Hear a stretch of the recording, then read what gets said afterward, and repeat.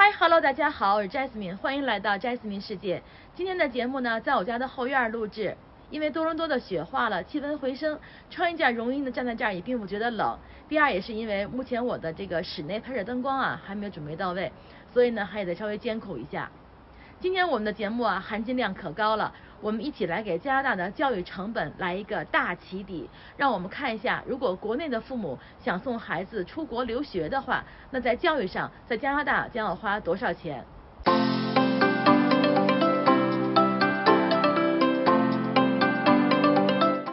那么，就让我们从头讲起吧。首先，加拿大呢也有所谓的义务教育，对应孩子的4岁到18岁。然后呢，也就相当于国内的幼儿园中班到12年级的水平。在这14年中啊，如果家长选择让孩子去公立学校读书的话，那么学费呢是1分钱都不用掏了。但是如果学校偶尔组织个聚餐呀、出去活动啊等等，那么收个块8毛的呢也是有的。补充一个基本知识，加拿大的中小学教育也像国内一样有教育局管理，而且加拿大这边的教育局呢，职权范围更大，话语权也更高。相对来说，每一间中小学校就是教学任务的执行团队。如果孩子要申请入学、转学等等事情，都是跟教育局直接联系的。在大多伦多地区，教育水平最高的2个教育局，一个是约克区教育局，另一个是多伦多市教育局。我们就以这2个教育局为例。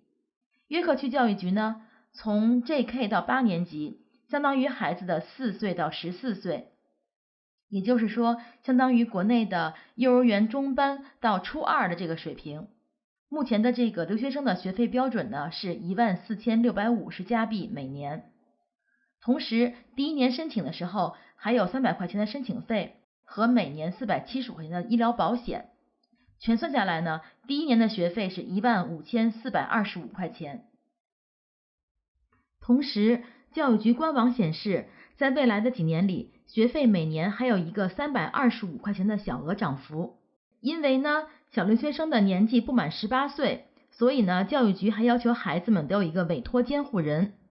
有的教育局会为父母指定这样的监护人，有的呢，则是要求孩子的父母自行寻找符合条件的自然人做监护人。目前呢，在市场上，监护人的价格大致是每年1500到1800加币不等。监护人的作用呢，基本上就是连结留学生和校方，平时帮孩子请个病假，由监护人通知校方等等。如果孩子的父母没有陪读，那么监护人呢，还要定期的给国内的父母汇报孩子的情况。如果孩子的父母过来陪读，那么呢，需要额外的有租房的费用。如果没有父母陪读，那么孩子就要有一个额外的住宿家庭的费用，就是 homestay 的费用。大致呢，现在是1600到1800一个月，一般呢是1个房间，同时呢包1日3餐。在约克区教育局旗下的高中阶段，如果过来留学的话，学费呢是15400加币每年。那第1年的申请费跟每年的医疗保险呢还是一样的，同时每年还同样有一个325加币的涨幅。那安省的高中呢是从9年级开始到12年级结束。如果我们不算其他的费用，只算学费部分的话，那么4年的学费算下来是62575加币。下面我们再简单介绍一下多伦多市教育局的情况。在多伦多市教育局这边，中小学留学生的这个学费呢是16000加币每年，申请费呢是350加币。那么我们总结一下，在孩子的中小学阶段，加拿大本地生的学费是0。留学生的学费呢，我们暂时按16000加币每年框算，同时额外还要再加上每年1600加币的监护人的费用和将近2万加币左右的 homestay 住宿家庭的费用。也就是说，合计算下来，在高中以前的留学生的成本大致是每年37600加币。有的朋友可能会说，孩子太小，我们也不放心让他一人去留学。同时呢，国内的基础教育打得牢，我们也不应该在高中以前就让孩子走。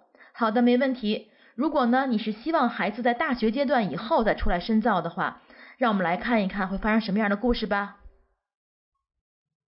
现在大家看到的是我10月底拍摄的多大校园，下面我们去学校官网看一下他们的学费情况。在本科阶段，多大最贵的2个专业，一个是工程，一个就是商科。我们来分别看一下他们的学费对比情况。对于2020年9月份入学的工程系新生来说，国际生的学费是6万加币一年，本地生呢是14000加币，两者相差 4.26 倍。商科学生的情况呢稍微复杂一点，对于2020年9月份入读的大一新生来说，本地生学费6100加币，国际生学费57000加币，两者相差 9.35 倍。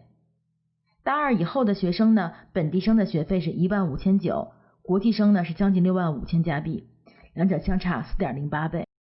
加拿大大学本科一般是4年，我们以工程系学生为例，4年读完之后，本地生学费将近57000加币，而国际生学费呢已经有24万了，两者相差18万加币。下面我们再简单的看一下多大研究生阶段的这个学费差异情况。因为呢，在加拿大研究生阶段的学制有的是1年的、2年的、3年的，还有的呢是硕博连读5年的，所以啊，看他们的这种学费册子就更困难。我今天和昨天看了2天啊，看得我头都大了，所以呢，我们简单的比较一个就好了。那么我们以多大的 Master of Information 为例，应该是翻译作信息工程类的研究生。那在这个项目上，国际生的学费也是本地生学费的 3.75 倍。我们可以看出来，对于本地生来说，研究生阶段的学费和本科生阶段基本上没有什么差异，都是在1万块钱上下这个水平。而且各省政府对于省内的大学的本地生学费啊，他们是有监管的。所以呢，各大学基本上在本地生学费这一块啊，很少有上涨的。一般情况下都是维持不变，或者干脆是下降。但是对于国际生学费这一块，省政府就不管了。那么基本上各所大学都会有各种理由五花八门的上涨。比如说之前麦吉尔大学就上调了研究生阶段的国际生学费，上调幅度达到 35%， 理由呢是为了积攒学生援助基金，也就是说赤裸裸的告诉大家这是在薅国际生的羊毛了。再比如今年因为有疫情的存在，其实很多国际生呢，他们都盼望着学校呢尽量不上涨学费，但是没想到疫情根本没有拦住各个学校上涨国际生学费的脚步。比如说西安大略大学，他们就因为上调了大一新生的学费比例高达 12%， 引发了几千学生在网上进行请愿。但是校方的表态呢，却是这个涨幅是跟过去几年是持平的。所以呢，大家也无话可说了。基本上我的观察，在过去的几年里啊，本地生学费差不多都有一个小幅的下降，大概比例不好说，可能在 3%到5%之间。有的学校也会有一个小额的上涨啊，这个是不一定的。但是对于国际生学费这一块，大家各所学校是出奇的一致，基本上都保持着一个年均 8% 到 15% 之间的一个涨幅。那么有没有一所学校在学费问题上对国际生比较友好，性价比比较高呢？答案是有的。比如说约克大学的舒利克商学院，这是在加拿大来讲综合实力最好的商学院了。那国际生的学费呢是26000出头一点，本地生学费呢是17000多，两者相差仅有 1.5 倍。听起来是不是很美好啊？但是对不起，我还得打击大家一下。因为呢，舒利克商学院对于国际生来说是出了名的难以录取，也就是说，要么去考那些录取比例稍微高一点，但是学费又很高的学校，要么就是我们争取自身实力很强，去考舒利克商学院这样子录取比例低，但是它的学费呢相对来讲也比较亲民的学校，就看大家怎么选了。总而言之吧，这一届留学生真的是挺难的。今天呀，我们仅仅是给教育算了一笔经济账，对于升学率和未来考上顶尖大学的难度等等，我们先通通放在一边，不去管它。我相信算完这笔账呢，您在心里面也有一个比较清晰的答案了。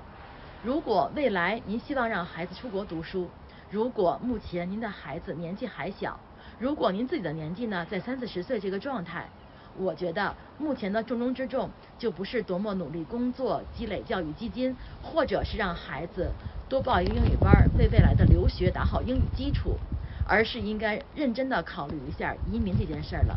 毕竟这才是一笔对未来的投资，不是吗？